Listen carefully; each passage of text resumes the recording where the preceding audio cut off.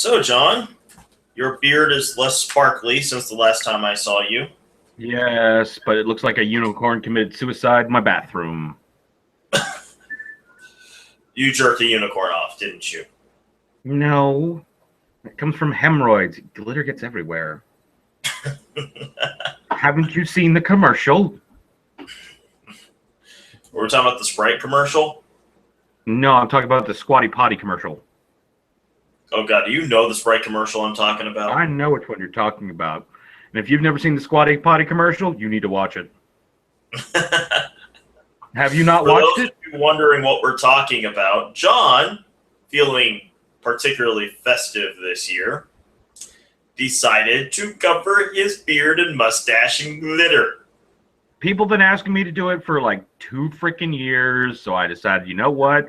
I've seen enough posts of people having rotten holidays, so I figured I'd do it. Not only did I do it and made a festive hat, but I went out in public with it, and I may have recited Bill Murray's Christmas Miracle speech in the middle of town. I do not know if there are any videos existing of that. If anybody does, please let me know. The only thought going through my head the entire time you were saying that is that thanks to the show Hannibal, that decoration on your hat has a completely different context to me. I know. This is my design. Welcome, ladies and gentlemen, to High Class Geek News, where we completely ignore anything that's important so we can instead talk about the news you actually give a shit about. I'm your friendly neighborhood geekazoid, Evan Ransom. With me today is the sparkly one himself. I will remember what we're supposed to call you eventually, aside from John Little. Dwarficon, damn it! Oh, God. So, saw it a second time, by the way. Still haven't done that yet. It's on my agenda for later in the week. It's better the second time. Yeah, I know. I have an opinion on Kylo Ren. Huh? I said I now have an opinion on Kylo Ren. Okay, what's your opinion on Kylo Ren? That he is one of the most frightening villains in Star Wars. Well, of course, he's one of the most emotionally unstable ones. Exactly. It's all the powers and ability of Vader, none of the discipline, none of the control. Exactly. This is a guy who could literally go from I'm going by the plan, I'm going to a plan, to I will fucking murder you at the drop of a hat, and he has that Joker-like need to watch the world burn. Or in this case, several worlds. No, it's not so much that he needs to watch the world burn. It's that his daddy didn't hug him enough. You don't go to Han Solo for hugs. You go to Han Solo and go, I love you, Daddy, and he'll just look back at you and go, I know. Tonight's episode, 2015 in review. This is our final episode for the year 2015. The year that did not go quite as Back to the Future planned, but I'm pretty sure it's because Marty McFly fucked with the timeline, and that's why we don't currently have working, widely available hoverboards. We don't have working widely available Wi-Fi. Yep, it's all Marty McFly's fault. Exactly. You know what I think we need to do?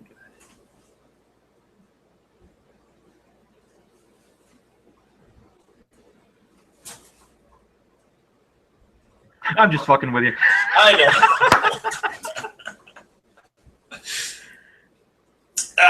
Thank you for that, John. Well, let's look back for just a moment. Let's take a few minutes to think about this year's review. We got a good Star Wars movie. Yes. In fact, I might as well just go ahead and get this out of the way now. John, today has been confirmed worldwide, faster than any other film in history, over $1 billion. As if there was any doubt. Hey, we knew it was going to happen. We just didn't know how quickly.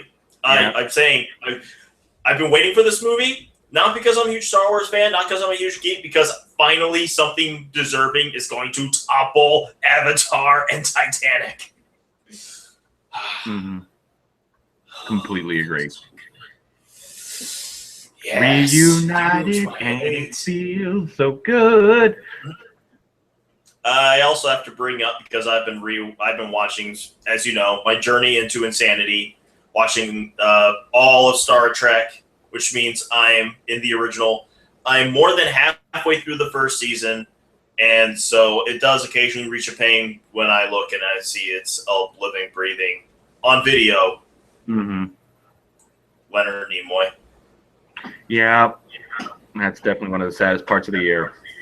Yep. Well, I cried on the air, so. Yes, you did. Even I didn't see that coming. None of us did. We got one of the. It was a tragic loss of the year. Yeah. Going on to the upside, we got what is possibly the greatest viral marketing campaign for a movie ever, thanks to Deadpool. Yes, we did, and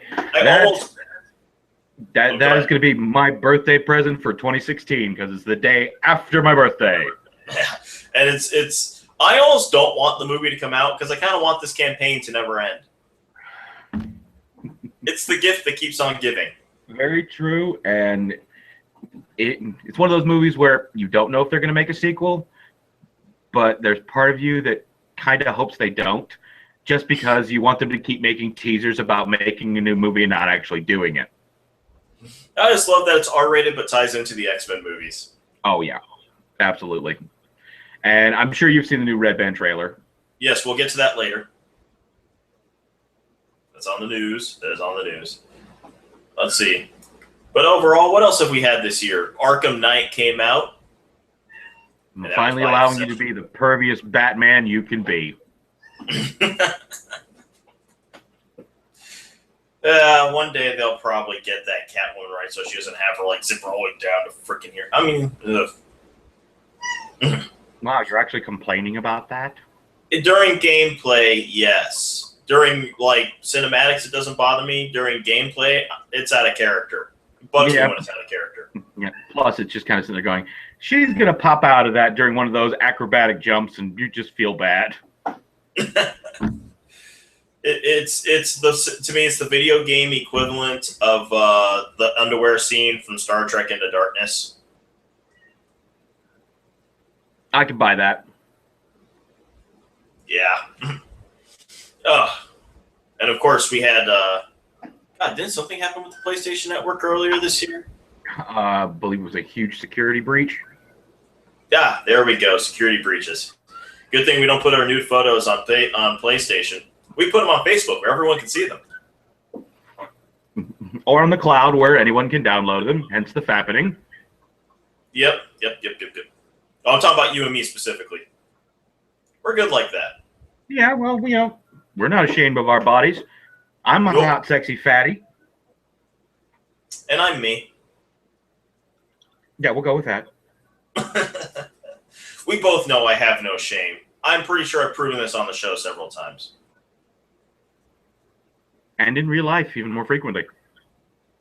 This is true. This is very, very true. Yes. Mm-hmm. We got, trying to think. Probably the biggest surprise, entertainment-wise for me this year, was we went into this year thinking that Avengers and Ant-Man were going to be our big wins for Marvel properties. We came out loving instead Daredevil and Jessica Jones. Yep.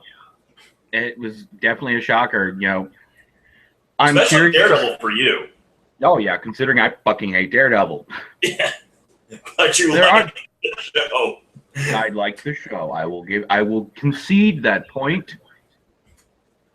And just when you're like, okay, I don't have to watch another season, that's when they announce Punisher. Yeah. And probably got the most perfect actor so far to play him, because I cannot wait to see John Bernthal's Frank Castle. Oh, yeah. It's going to be amazing.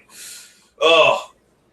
But we'll go into more of what's going to happen next year in the next one as we go into our 2016 predictions. That's enough reminiscing. Let's talk about some news. First of all, 12 Days of Deadpool has come to an end. We got the ugly Christmas sweater. We got the you can sit on it standee. We got the emojis. We got a cute little PSA where Deadpool explains the difference between watching a movie in a movie theater and watching it on IMAX using a chimichanga. Yes. Oh god, we got a brand new poster of Wolverine with his claw up, and Deadpool basically pole dancing on it. Oh, that was glorious. Yes, but it all came down to two things. One that came out before honestly, I don't know which one of these is more awesome, but I'm going to go with the historically more awesome last. One is we got a trailer, a green band, and a red band version. I suggest watching both. Oh, yeah. Specifically the red band. Yes. The red band. Negasonic Teenage Warhead has her moment in the red band in the trailer. Oh, You know she's going to instantly become some people's like favorite X-Man who never read the comics, so they're going to go looking for her appearances in the comics. Yep.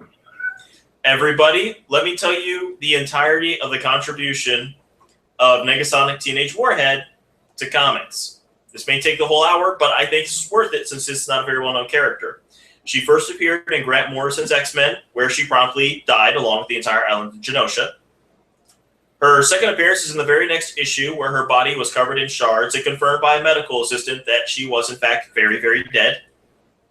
She then appeared again in Astonishing X-Men as a member of the new Hellfire Club, where it was revealed an issue or two later that this was basically a figment of Emma Frost's imagination put into place by the villain who destroyed Genosha. Mm-hmm. And that is it. This character's one accomplishment in all of comics was being dying. dead. Gwen Stacy did more before she died than this girl. At some point, I'm going to try to make a list of every X-Man that has not been given the movie treatment before Negasonic Teenage Warhead.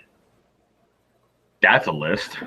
And I'm going to try to stick it to the ones that you're more likely to know. Have they gone through every X-Men that was in the animated series already? Not Morph. Nope, not Morph. Not Morph. Morph did more than Negasonic Teenage Warhead and was a fan favorite thanks to the cartoon. Mm-hmm. Nope, Never got the movie treatment. Mm-hmm. Oh, God. The other epic thing is, guess who came out of retirement to do a poster for Deadpool? Who? Drew Struzan. No. Not Struzan. Yes. Fucking epic. Struzan. Fucking epic. Yes. And for those who don't know, this man, if you were to dream of the movie theater of your childhood, this man's posters will probably be the only ones you see. Mm-hmm. So for him to come out of retirement to do this is a big fucking deal. He does not do that for anything. Yeah, Moving on, we got our first look at the title card for Assassin's Creed and a hint that we may be getting a trailer soon. Yay! Michael Fassbender also revealed that up until the point where he actually got the part, he has never played the game. I'm honestly going to say I'm not really excited about this movie. I really am not. I mean, again, it's yet another video game movie that may not work too well. No, it's another video game movie that should work, but we know Hollywood's record with video game movies. I was going to say, House of the Dead should have worked. Resident Evil should have worked. Silent Hill should have worked.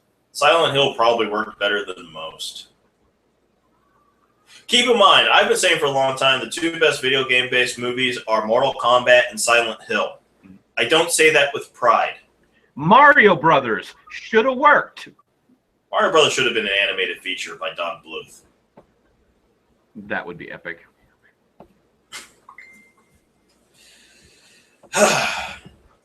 Anyway, Kurt Russell has confirmed that, yes, he is in talks to play Star-Lord's father in Guardians of the Galaxy Volume 2. Oh my god, I hope he keeps the mustache. It is epic. It is epic. Also, it beyond epic. Kurt Russell, I salute you. James Cameron says he's going for a 2017 Christmas release for the next Avatar movie.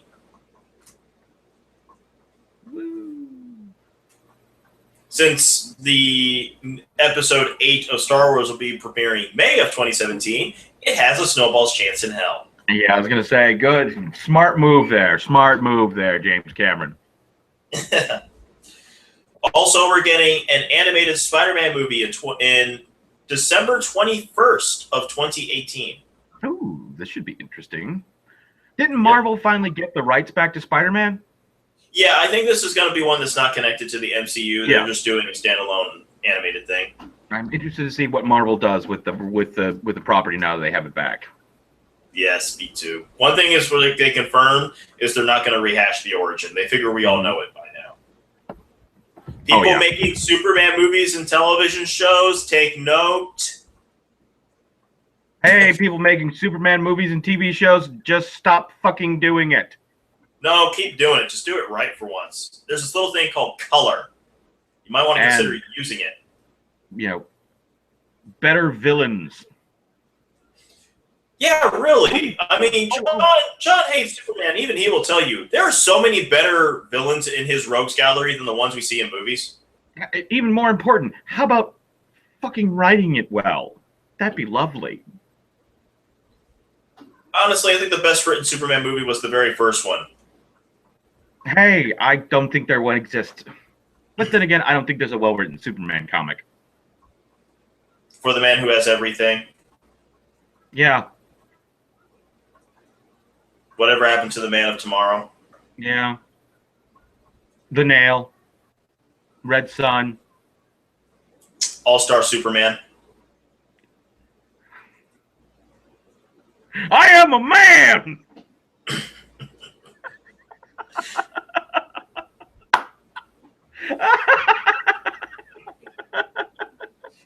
Moving on. Anything about science? Moving on. Let's see.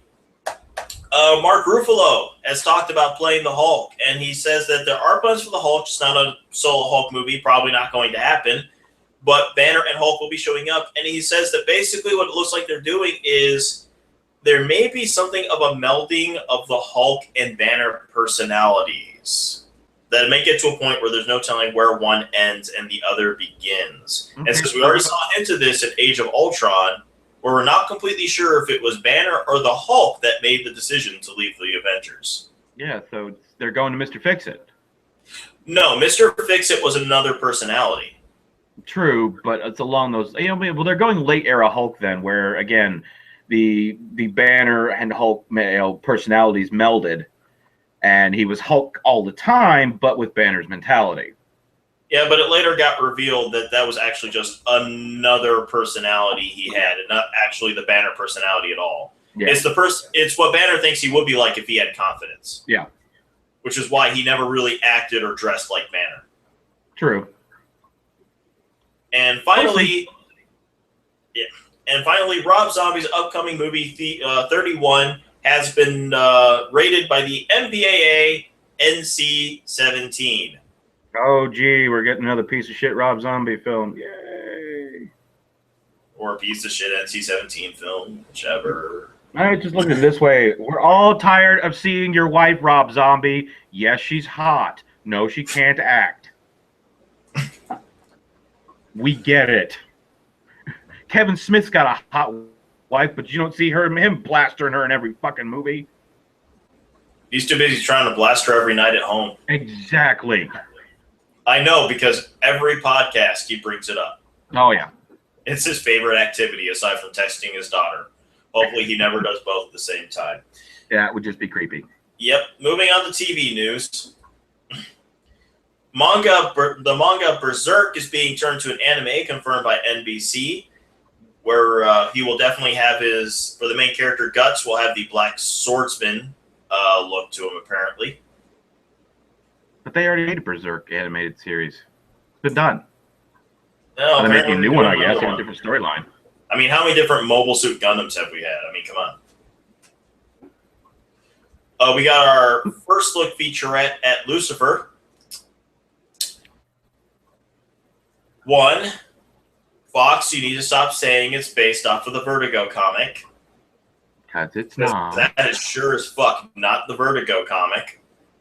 Oh, you know what? Two, Go ahead. 2, there are better ideas for having Lucifer on Earth than having him decide to solve crimes.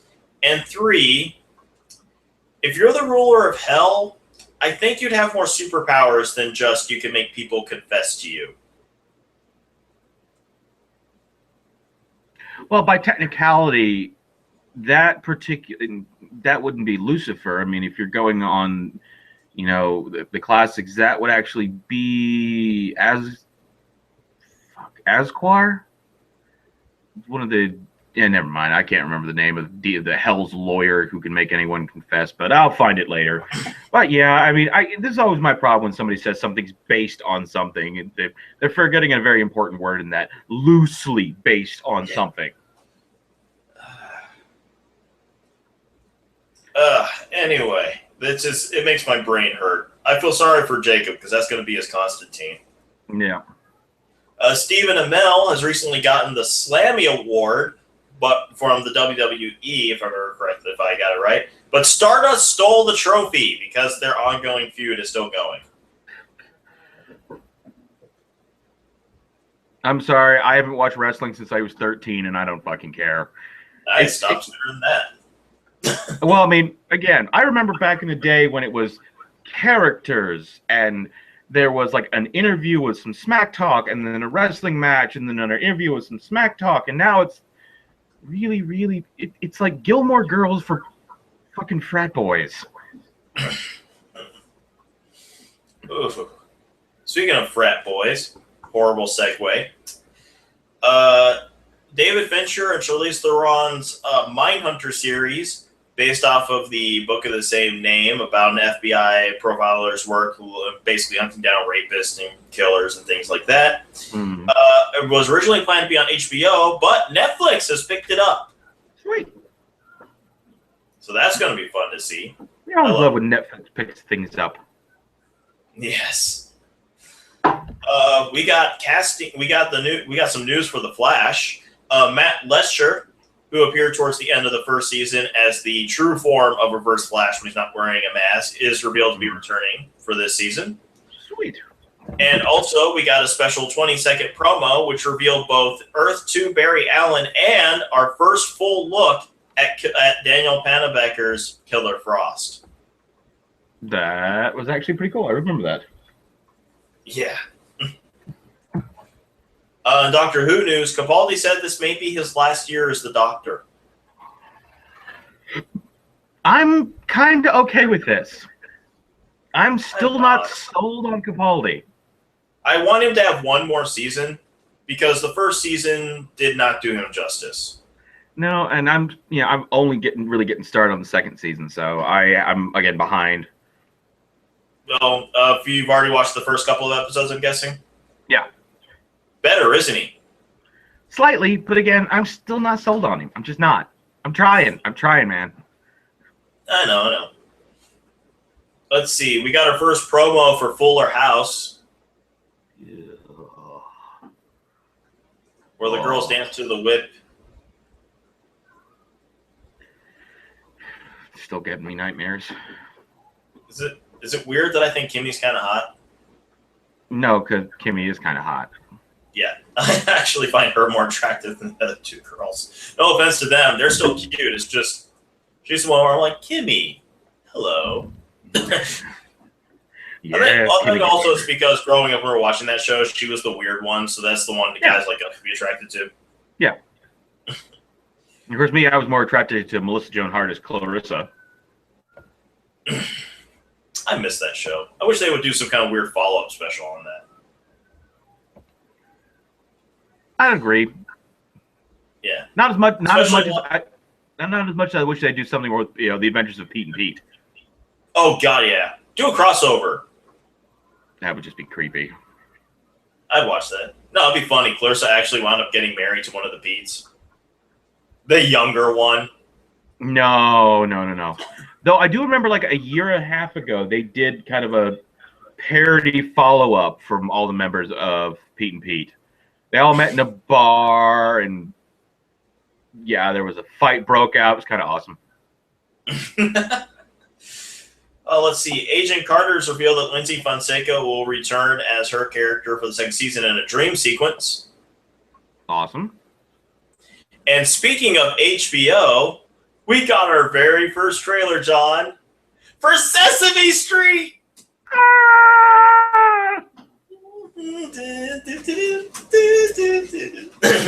I'm not gonna lie. I turned to a little kid watching it. It made me happy. Mm-hmm. You can see the increased production value. Oh yeah. In the trailer. Yeah. Whew. In video game news, guess what came to the Wii U? What? Super Mario RPG and Super Mario Galaxy. Fuck yeah. Love Super Mario RPG, but then again, I have that on my Wii too. And for my Super Nintendo. Still one of my favorite, less known and less appreciated Mario games. God, I remember that's what made me finally realize what an RPG was. Yeah, it was, original Final Fantasy for me. I always wanted to play it, even though I'm not an RPG player, just because I like the idea of there being a situation big enough that Bowser and Mario have to team up. Oh, yeah. You should play the Paper Mario series. Yeah. Specifically Paper Mario Rainbow Doors or something like that. So it was the second one they made that was actually for the Wii. That one, again, Mario and Bowser team up, and it's pretty damn fun. Yeah. I don't know. I kind of like also how, from what I don't remember much of RPG, but I know it starts off actually kind of like a standard Super Mario game. And then the crisis happens where Bowser and Mario are like, yeah, this is a little bigger than our rivalry. We need to check this out. Well, Bowser and Mario don't hook back up till much later in the game, actually. What happens is it does start as a standard Mario game where Bowser kidnaps a princess, but then there's a cataclysm and a giant fucking sword comes out of the sky and knocks Mario away, and no one knows what the fuck happened to Bowser until much later in the game. Yeah. But yeah, if you like Mario RPG, definitely play the second Paper Mario. It plays a lot like an RPG, and it's really, really fun. All right. Also, Yu-Gi-Oh! Is coming to the 3DS, your mobile device, and PC. Why, people? Why with the card game? For the same reason we can't get rid of Pokemon. PlayStation has announced a few games that they will be imported from Japan for the PS4, including both God Eater and God Eater 2, Tales of Berseria, JoJo's Bizarre Adventure Eyes of Heaven, and Mobile Suit Gundam Extreme VS Force. That one concerns me because I've played just about every Gundam game out there, and they haven't done a good one yet. The closest one I've seen that's semi-decent was a giant simulation cabinet that only a couple arcades in Japan had. That one looked badass, but there hadn't been a good one for console yet. Well, don't forget, we've had a good solid 20, 25 years worth of really shitty Batman games before we finally got Arkham Asylum. Yeah, true. Let's see. Bethesda is dealing with a lawsuit from a Russian player for Fallout 4, who's blaming them for losing all self-control to the point where he has lost both his job and his wife. Okay, I'm sorry. I really hate these bullshit lawsuits of people suing companies because their games are too fun or their food is too delicious. I'm sorry, people. Seriously. Fuck off. Grow up. In Mother Russia, game fuck you. Also, some images released from Rockstar. I'm not sure if you heard about this, John, but years ago they were actually working, instead of a new GTA, they were working on a 1970s era Cold War spy game called Agent. Ooh, that does sound neat. Yeah, and this, from what I got out of it, it would have been the very first game where you actually play it and feel like a spy. Nice. Yeah, but open world game and everything. But it project got scrapped for some reason. But recently, pictures from the project popped up. Well, I haven't had a chance to go look at them yet, though. God, I would love to see their version of 1970s. Yeah. Also, we got a release date for That Dragon Cancer, which will be January 12th. This is a video game based based off of a little boy struggle that he sadly lost when he battled cancer a few years ago. His parents put this game together. So January 12th, look for it. That Dragon Cancer, where you can actually fight off cancer. This has a bit of a personal thing for me. It has been revealed that I can sleep. Anyway, Phantasy Star Online 2 will be available for the PlayStation 4, and there will be a new Summoner class, apparently. I know nothing about the game, so. It was Dreamcast, and actually quite enjoyable. It was on par with Final Fantasy back in the day. Oh, cool. It was one of the first. Sorry. Go ahead. No, not important. Yeah. And finally, it has been confirmed that, yes, we will get Banner Saga for the PS Vita. Apparently, this was something of a big deal. I've tried the PS handheld systems and just not dug them at all.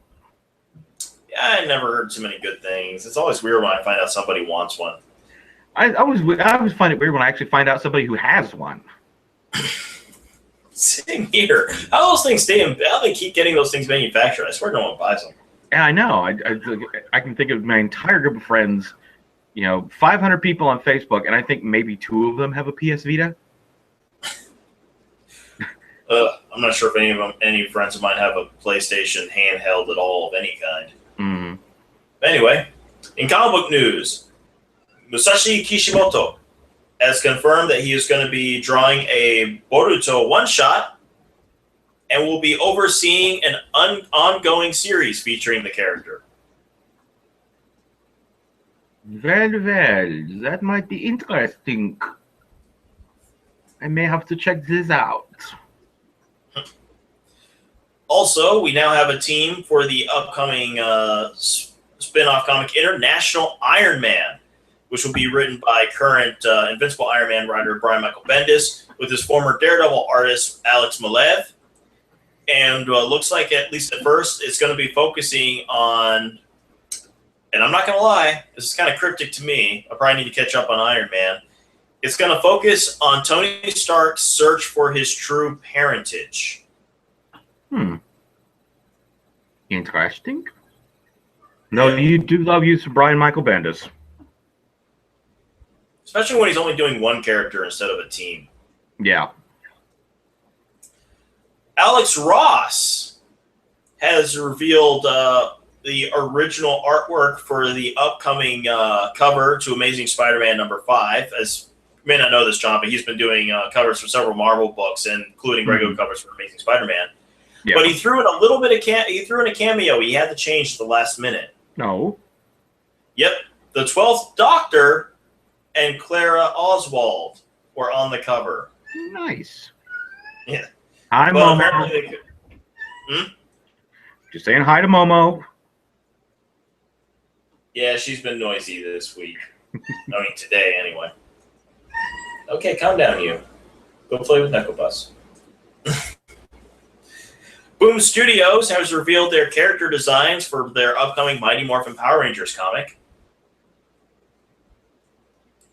Don't care. I'm not gonna lie, the Power Rangers actually look pretty badass. Well, awesome. Don't care. It's how the comic should have looked back in the 90s when they first did one. Also, Dark Horse has released a new book trailer for their upcoming World of Warcraft Chronicles. Interesting. Let's see. DC Comics has announced that they're going to be taking several of their main titles and making them bi-weekly. Awesome. This is somewhat of a controversial move in comics these days, as Marvel's already been doing that for a while, and there are lots of people complaining that in order to get a complete run of their books, which are already incredibly expensive at $4 or $5 a pop, they're now having to spend that money twice in a month instead of once. So we'll see how that works out for DC, who admittedly is much better about reducing prices after a reasonable amount of time than Marvel is. I think the cat's about to be mischievous. Anyway, Marvel news again. Guess what we're getting, John? Oh, do tell. A Gwenpool ongoing series. I firmly support this. Isn't it funny? It's just like I'm waiting for that alternate universe where it's just Gwen Stacy being every superhero. Oh my god. Okay. Here's what we need. You know the most recent Spider-Man event? Where all the Spider-Men from all the realms came to one. You're saying there should be a Gwenverse Spider-Man, the Gwen Stacy event. There should be, exactly as you described, a Gwen Stacy event where Gwen Stacy is every character from Marvel at some point in time. Captain Gwen America. Gwen Stacy, Master of Kung Fu. Iron Gwen. Gwen K, Power Woman. Gwen Vereen. Gwen Fist. Cy Gwen. Gwen Knight. Kitty Not to be Gwen. confused with Moon Gwen. Kitty Gwen. Gwen Eye. The Scarlet Gwen. Oh, God. Dr. Gwen. Or is it just Gwen Strange? Professor G. Moving on. Oh, God. I can't wait to see Gwen Clops. Or Gwen Losses. Gwen Or Gwen 23, the female Wolverine of that universe. No. It has to be male, and his name's Gary. I'm looking forward to Gwen Stacy, director of S.H.I.E.L.D. Gwen Eye. Black Gwen. Black Gwen.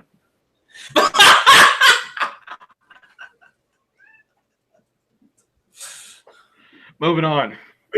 We'll be here all day. Oh, God. Yeah. Speaking of Master of Kung Fu, this is a big deal, John. This is actually a big deal. I think the average comic book geek does not realize how big a deal this is. We are getting a Shang-Chi Master of Kung Fu omnibus. Ooh. For the first time in decades, they are reprinting Shang-Chi Master of Kung Fu. Ooh. That's almost as exciting as Navy SEALs. I don't know what they did to take care of the legal troubles to get them from doing this, but God bless you guys. And we're getting an all-new cover by Terry and Rachel Dodson. Huzzah! Speaking of weird things going on in comics, independent comic The Wicked and Divine, produced by Image Comics, Kieran Gillen's mashup of glam rock and, well, religion. Yeah. Has inspired a new line of nail art. Ooh. Interesting. That's right. We're getting fashionable with our comics. So sassy. Ted Cruz, political cartoon criticizing candidate Ted Cruz was pulled by the Washington Post recently due to complaints from his estate or a campaign or whatever. In the most recent issue of Extraordinary X-Men #4, a surprise reveal was made at the end as we bring the triumphant return of Cyclops. Woo! Whose status post Secret Wars has pretty much been up in the air and a huge mystery. And and Sinister was involved, and it looks like he's been screwing around with Cyclops' genetics as he looks to be half lizard now.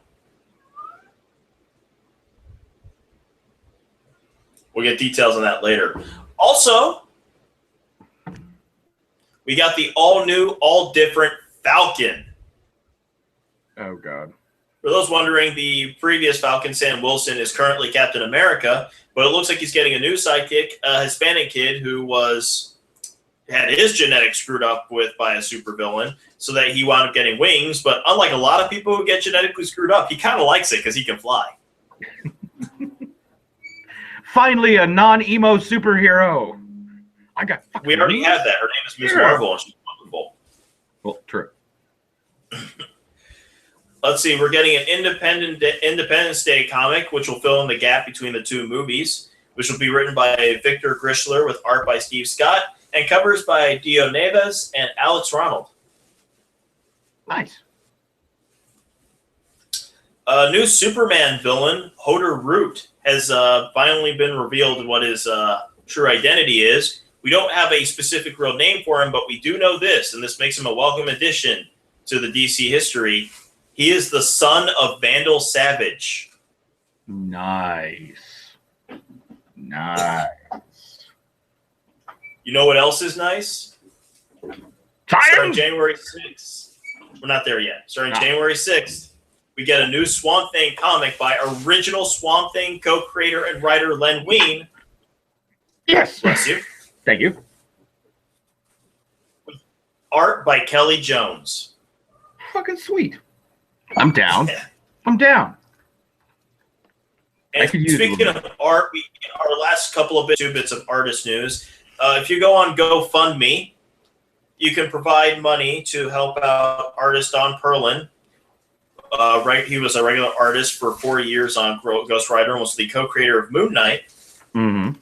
He currently had an injury recently, and he's already had some surgery to help relieve it. So he is, as John can tell you, he knows this is an artist. In comic books, there isn't insurance. You work, what you get paid is the only thing you got to pay a doctor or anything. You don't get insurance, you don't get benefits or any of that stuff. So, well, I mean, most comic book artists are not in-house artists; they're contractors. Yeah, so you're right. There is no, any health insurance they do have is on their own dime. And of course, if you're injured and can't work and you're an artist, well, you're fucked because you've got no money coming in either. So if you would like to help him out, even if it's just $1, just a campaign. And finally, an original piece of artwork was revealed by industry legend George Perez, who drew a picture of the Incredible Hulk fighting Man-Thing that is absolutely gorgeous. Make sure to put that link on the website. Okay. Probably have to read. Yeah, I can do that. Anyway, don't forget, I also got it on the thread if you want to see it yourself. It's the last one in the comic book page. I'll check it out. Yeah.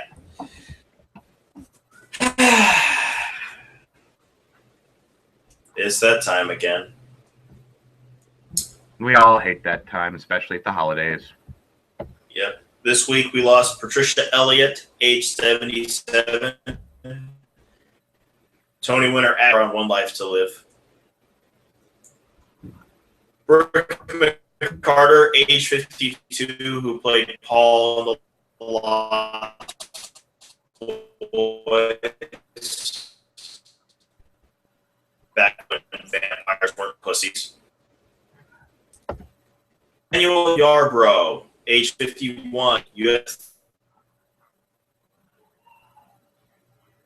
100,000 soldiers as they left for their deployment, as well as when they were returning home. And finally, at age 68, Stevie Wright, the easy. Now we can do science.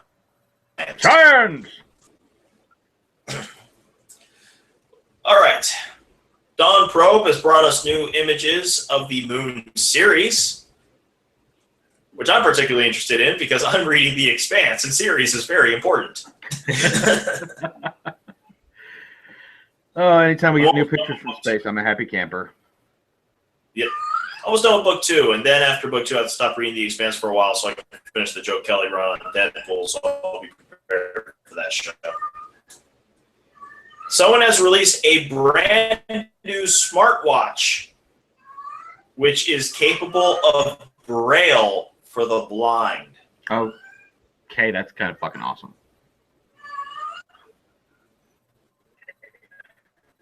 Kind of fucking awesome. Yes. Earlier, somebody likes the sky falling. Their orbit kind of came to a stop. I I've seen the picture. I'm pretty sure this is the cover, but I think it really does look like just a debris falling from the sky and burning up in the atmosphere. There was an asteroid that came near Earth, but don't worry, we weren't in danger, as made clear by the fact that it did not crash into us on Christmas Eve, and we're still here. Yay! We're still here. And finally, because part of my role in life is to confirm that your nightmares are reality, we found a brand new bit of ocean life this week, which is called the Ninja Lantern Shark. What's a Ninja Lantern Shark? It's what happens when you combine the boogeyman with that big scary starship from Star Trek Into Darkness into a fucking terrifying creature. Oh, yes. I am not kidding when I use that description. It really does look like those two things had a baby. Yep. And the fact they call it a Ninja Lantern Shark. Yeah. And now we move on to our final segment of the evening, Miscellaneous. Miscellaneous! Occasionally, when I find it to be particularly extraordinary in some way, shape, or form, or some reason, I like to bring up a toy. In this case, the new Captain America Civil War Dorbs figures. Basically little chibi dolls, in case you wanted to make them cute versions of your favorite characters by each other. Something a little more, though, towards your speed, John, is Mezco's Star Trek Spock figure, which is so realistic, I actually thought the picture of the figure was an actual shot from the show. Awesome. Which Spock? Yeah. The original Spock. Okay, just hoping. Just hoping. Kind of hard to think it was a shot from the show if it wasn't. Stop being cute.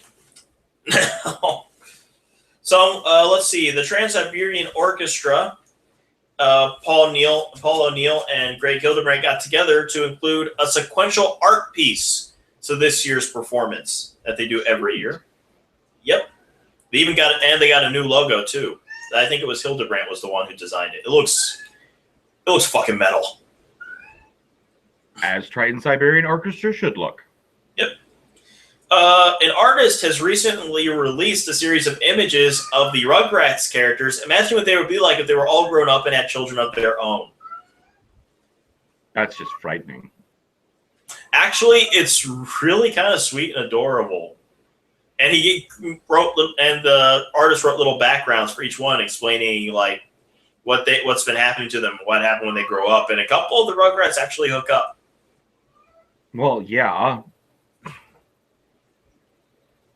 I like how one of them is actually pregnant with like Tommy's second kid. Tommy Pickles, you sick bastard. Which one of the twins did you knock up? It wasn't the twins. It was I can't remember the girl's name because it was after I started watching Rugrats, but it's the Asian girl. Sister. Yeah. Oh, their kid's adorable. Let's see. Turns out J. Jonah Jameson was right, John.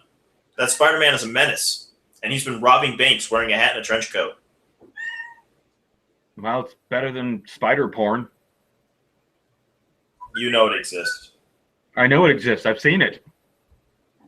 If you were in the Seattle Children's Hospital, you may have noticed a special visitor in the children's and the visiting sick kids.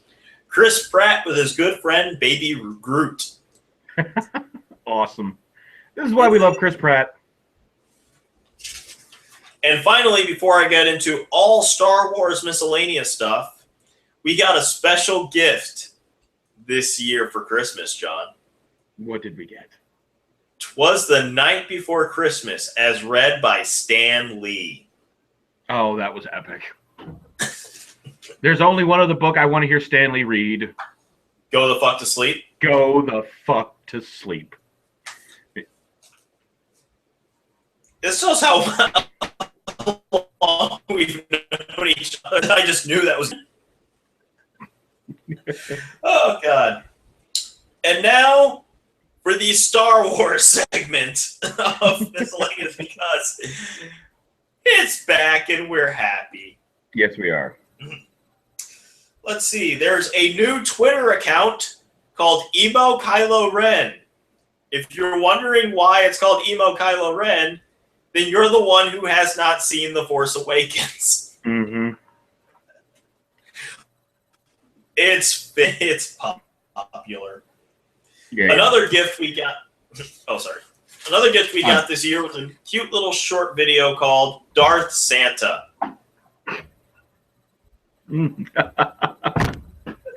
Epic. Yes.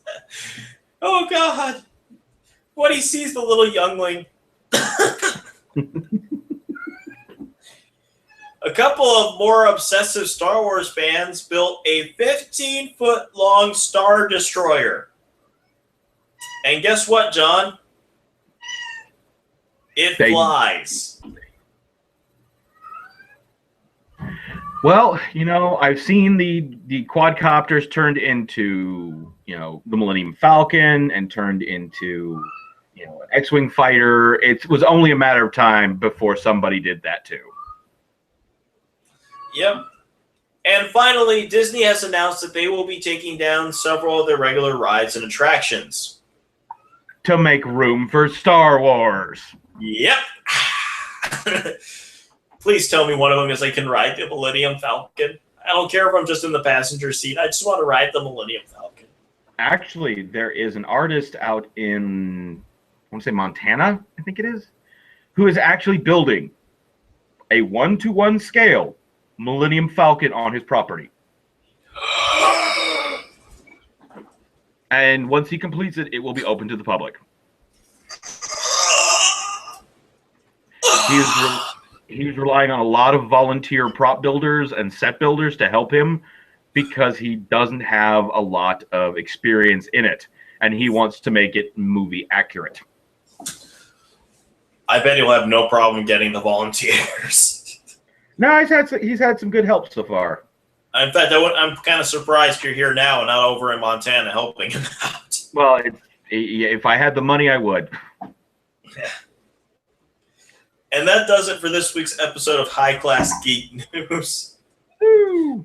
We will be here next week, as we are every week at Sunday at 9 o'clock Eastern Standard Time, so that we can talk to you about all the geek stuff going on in the week. And this is one of the few times I can tell you exactly what our next main story is going to be. This year was the year in review.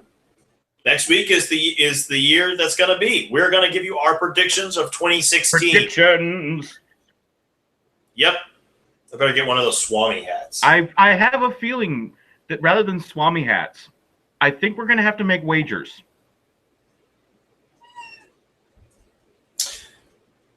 The only reason I'm kind of okay with this is because I know you all have to know you're not talking about wagering money. No. Honor and shame, my friend. Honor and shame. We don't have any honor. Sure we do. We just don't know where it is. We don't have any shame. Well, we have shame. We just keep it to ourselves. That's how we win. I know what we're going to do. Slap bet. Slap bet. Which means Pixie's going to have to be our slap bet commissioner. Well, hopefully she'll be her hours will be less crazy now that the holidays will be over by next week, so she might be able to join us for that. No, hopefully she'll be back. We'll have Jixie back, and we'll get Rabbit back a regular too. Yep. And that does it this week for High Class Geek News. Thank you for joining us tonight. We're glad we could take a moment to reminisce about 2015 and give you all the fun news. And damn it, Stan Lee it was the night before Christmas. I don't care if the holiday is 2 days over. Just go watch it. And then follow that up with Darth Santa. Yep. Happy holidays, everybody. Good night, everybody.